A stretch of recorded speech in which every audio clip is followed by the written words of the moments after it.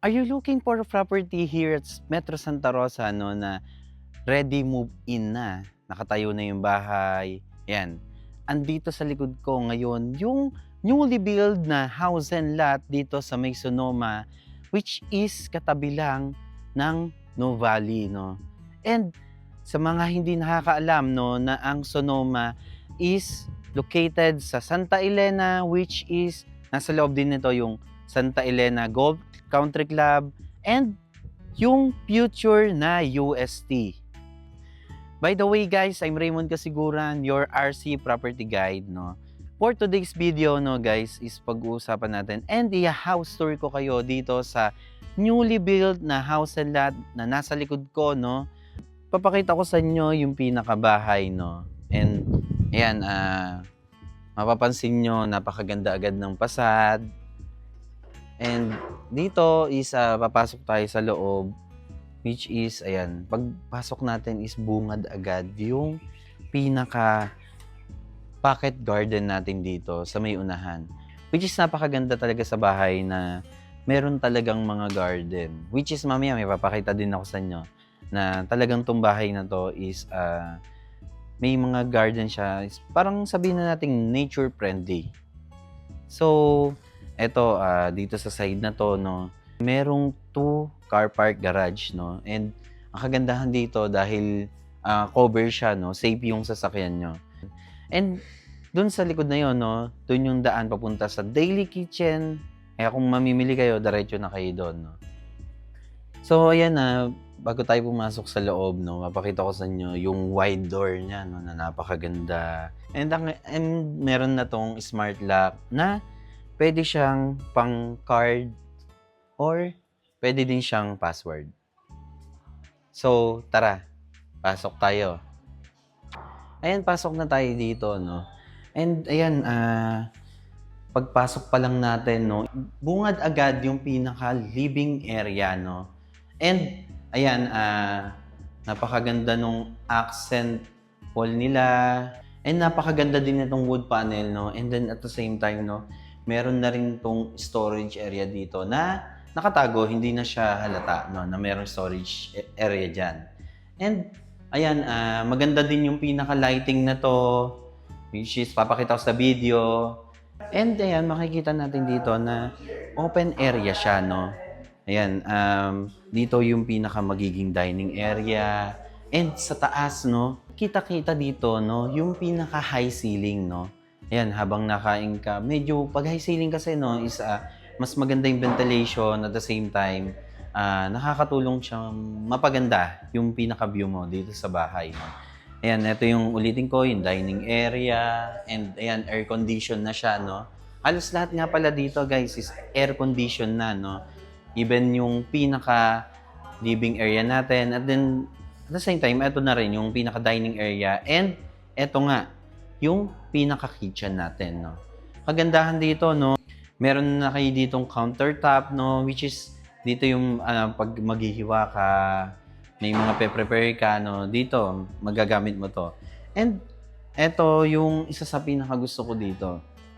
Kasi ako nga, kagaya ko, maghihilig ako magluto, no, is parang kompleto na siya. Ayan, meron kayo ditong malaking oven para pag yung magbe-bake kayo, yan. And at the same time, pag mag-iinit ka ng pagkain, ayan, meron ka rin ditong microwave. And dito, no, sa side na to, no, nandito yung pinaka built-in stove. And dito naman sa taas, no, is meron kayong range hood na La Hermana. So, ito yung isa sa nagustuhan ko dito sa pinaka-kitchen na to, no, is meron kang bintana, meron kang natural light, and then at the same time, nabubuksan siya. Napaka-presko dito, guys. Marami kasi siyang open na pagpapasukan ng hangin. And eto pa, no, meron siyang mga extra cabinet. Ayan. And dito, no, meron siyang open shelves. Siyempre, diyan ilalagay yung mga madaling kunin, no, or lagi mong ginagamit ng mga recipe. And at the same time, no, ito, nandito yung pinaka ating lababo na paghuhugasan ng pinggan, ayan. Pag nagpe-prepare kayo dito, guys, share ko lang, no, napakadali. Kasi dito sa may pinaka-triangle na to, no, hindi ka na aalis. Magluluto ka, may huhugasan ka, may kukunin ka dito, isang pwesto ka lang, halos lahat abot mo siya. No? And eto pa, yung kagandahan dito is meron na siyang kasama na 2-door refrigerator. No? Yan. Nakita ko sa inyo. Yan. Napakaganda. And eto pa yung napansin ko dito sa bahay na to. No? Ang daming ilaw. May mga nakasabit pa na accent light na ma-appreciate mo talaga pag nandito ka. No? And dito papakita ko naman yung pinaka first bedroom natin, which is nandito sa baba, ano. Yan. Pagpasok natin, medyo maliwala siya, maluwag. Yan, meron din siyang bintana, maganda yung ceiling, and then at the same time, meron siyang cabinet. Ayan, pwede dito yung ating mga guests, no, yung mga bisita natin. And kung may matanda na kasama, no, pwede din naman dito. Kasi para hindi siya nahihirapan na paakit-akit doon sa pinakataas. And guys, ayan kanina, no, yung sinabi ko sa inyo doon sa may parking, no, ito yung pinakadaanan nun, ito yung pinaka-parking. And dito naman, ito yung papunta doon sa pinaka-daily kitchen natin, no. Yung kagandahan dito, no, ito yung sinasabi ko sa inyo na napakaganda dahil parang may mini garden ka sa lahat ng lugar mo, no. Yan, talagang pagkakagawa nito is nature friendly kasi yung open space niya is nilagyan ng halaman. And dito sa side na to, no, ito yung sinasabi ko sa inyo na daily kitchen nyo, which is dito nyo pwedeng dalahin yung mga pinamili mo, lalo na yung mga meat and fish, yan, na kalimitan, kailangan mo munang hugasan bago mo ipasok sa loob para hindi na nangangamoy sa loob ng bahay. And dito nga pala, sa side na to, nandito yung pinaka maid's room, no, na meron din siyang sariling toilet and bath. Napakaganda din para sa maids natin. Ayan, may sarili siyang privacy, no. Ito, pakita ko sa inyo, no. Ito, okay din naman yung space para sa ating maid's room, and at the same time, meron din siyang toilet and bath dito, no. Ayan. Punta naman tayo dun sa loob para umakyat dun sa second floor. Tara! So guys, ayan, bago tayo umakyat dun sa pinakataas, no, may gusto kong pakita sa inyo dito, which is yung pinaka-powder room ng first floor natin, no. Dito, sa pagbaba nyo dito, no, katabi lang siya ng hagdan, is meron na ditong powder room, ayan. Papakita ko sa inyo. Yan, meron siyang shower, meron din siyang toilet, and meron din siya ditong lavatory, no? And dito sa side na to, no, meron din siyang storage dito sa ibaba ng pinakahagdan natin. So tara, akit na tayo.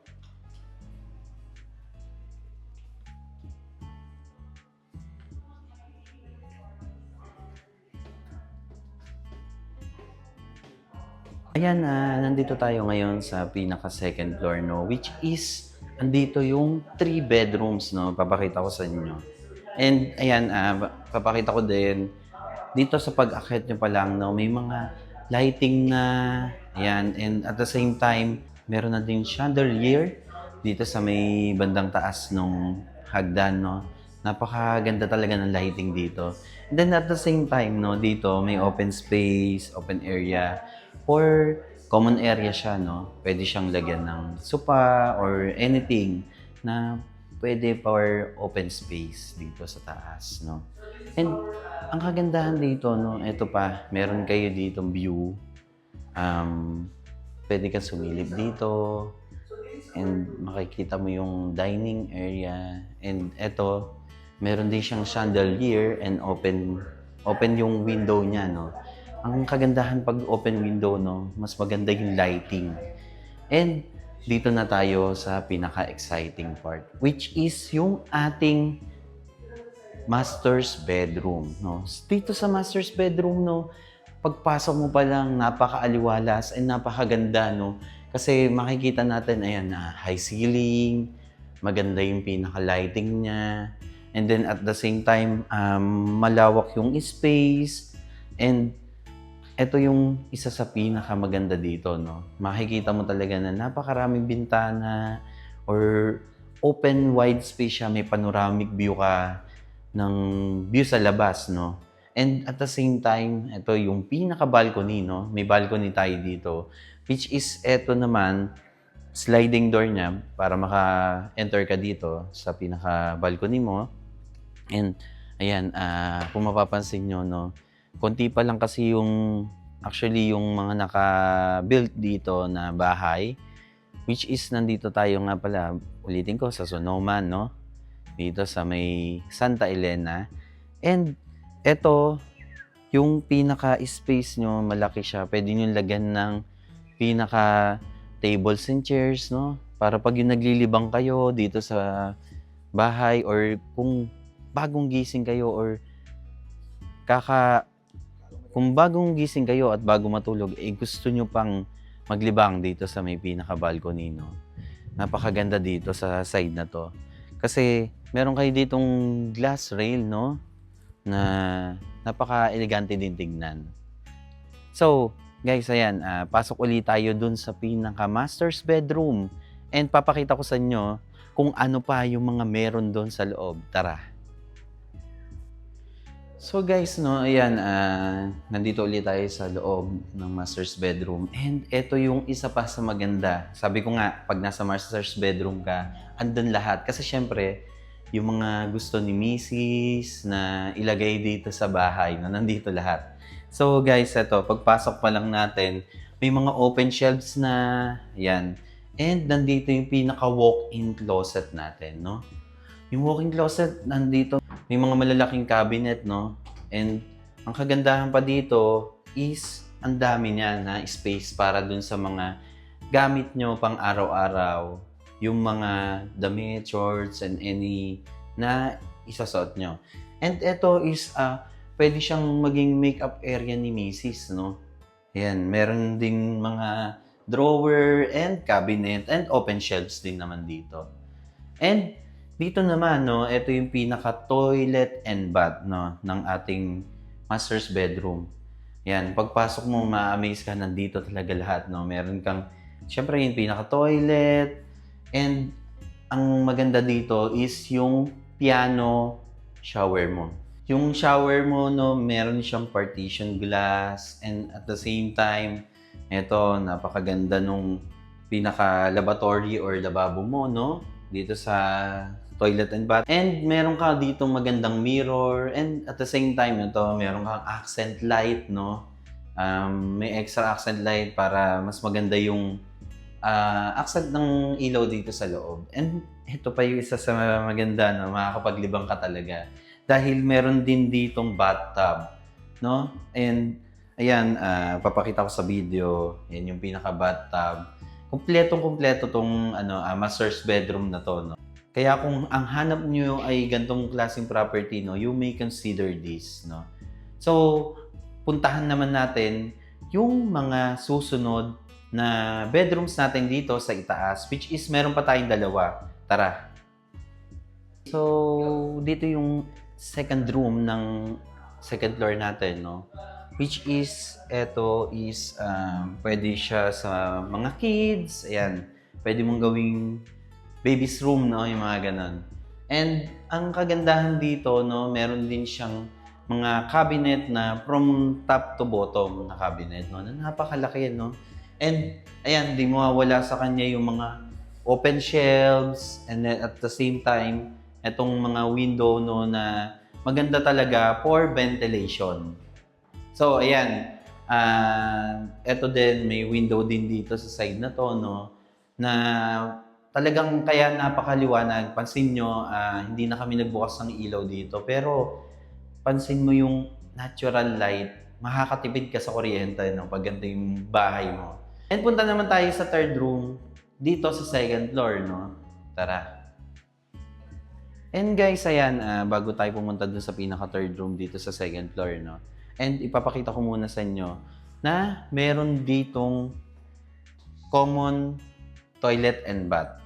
Which is, ayan, Meron ditong partition glass uli. Napakaganda talaga ng bahay dito. Halos ma-appreciate mo talaga yung mga toilet and bath niya. And ayan, same yung katulad nung pinaka-shower natin doon sa may master's bedroom, no? Merong kang piano shower dito. Which is napakagandang gamitin pag maliligo ka, no? And ito yung pinaka-toilet. Meron ka ditong lavatory and meron din siyang extra cabinet na maliit dito. Lalagyan syempre nung mga toiletries mo. And meron din ditong mirror no na malaki din. Okay, ayan, papunta naman tayo dito sa may pinaka third room, no. By the way guys, etong third room, no, compared dun sa pinaka second room mo, is mas maluwag siyang ng konti. Compared dun sa naunang room, no, mas maluwag siya. And ayan, makikita na natin dito, meron siyang cabinet na dalawa, no? And may open shelves din na pwedeng lagyan ng gamit, ng mga toys, no? Kung mahilig kayong mag-collection. Ayan, pwede din dito yan. And, ayan, meron kayo ditong open space pa. Ito is, alam ko, parang sa akin lang, ha? Is dinisign to para sa mga computer table para pag nag-aaral or nagtatrabaho, madali na. And meron din siyang bintana dito na nakakapagpasok ng magandang hangin or sariwang hangin dito, no? And syempre, pag may bintana, no, dagdag lighting na rin. And ito, unlike sa second room, is meron siyang toilet and bath na sarili. Ito, meron siya ditong same nung sa pinaka-common natin, no? Meron siyang lababo, meron siyang small cabinet dito. And ito is meron din siyang shelves, may mga lalagyan ka ng gamit. And meron toilet and bath. And same, ayan, napakaganda talaga nung pinaka shower nila, no? Meron siyang piano shower. Ayan, na napakaganda. So guys, ayan, nabasa muna tayo dito, no? And then guys, no, baba muna tayo and punta tayo sa labas para pag-usapan yung details and yung pinaka-selling price ng property. So tara. And guys, ayan, no, tapos na tayo dun sa ating house tour and sana nag-enjoy kayo, na-feel nyo yung pinaka-vibes ng bahay. And ayan, pag-uusapan natin ngayon is yung details ng property. Which is ulitin ko lang, no, na meron tong 4 bedrooms, which is 1 bedroom sa baba, and meron din siyang 3 bedroom sa taas, nakasama yung pinaka-master's bedroom, no. And meron din siyang 3 toilet and bath, meron siyang 2 car park garage, and ayan, napakaganda talaga and spacious nung bahay na to, no. And ulitin ko lang din, no, na napakalapit lang, as in walking distance away lang siya sa New Valley, no. And ayan, nasa loob siya ng Santa Elena, which is nasa loob din na to yung Santa Elena Golf Country Club and ang Future UST. Yan, napakalapit mo lang sa school, sa mall, and sa hospital, no. Kaya eto is very accessible and maganda and ready move in na dahil nakatayo na nga yung bahay na to, no. And eto, yung pinaka-lot area nito is 180 square meter and with the floor area of 256 square meter, no. And ang pinaka-price nito, no, is 25 million, no. Yan, 25 million yung price na to and ready to move in na. Kaya kung ikaw ay naghahanap ng property dito sa may Metro Santa Rosa na napaka-accessible, no, and malapit sa lahat, you can contact us sa mga details na ipa-flash ko sa screen, which is 63991-983-5115. Ulitin ko, which is 63991-983-5115. Available sa Viber and WhatsApp. So, kung gusto nyo schedule ng site tripping para makita nyo yung pinakabahay, no? And kung gusto nyo ng sample computation nitong property na to, ayan, kontakin nyo lang ako. By the way, I'm Raymond Kasiguran, your RC property guide. And sana nag-enjoy kayo sa video na to. See you on my next video.